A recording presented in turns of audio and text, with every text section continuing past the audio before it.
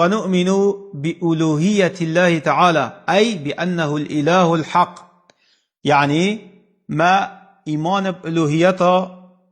رب العالمين هابت كو رب العالمين إلهك حقا وأوتنه أبسر عبديني بوبيتا كرنه بأنه الإله الحق كونديك رب العالمين أو إله حق أو كونديك إله معنى مألوه مألوه يعني معبود أو عبديني بوتتا كرنه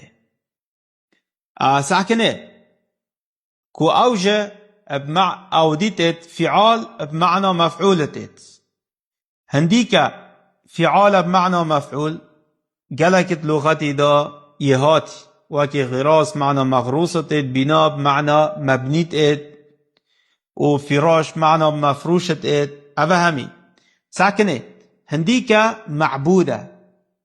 الفيريتشيا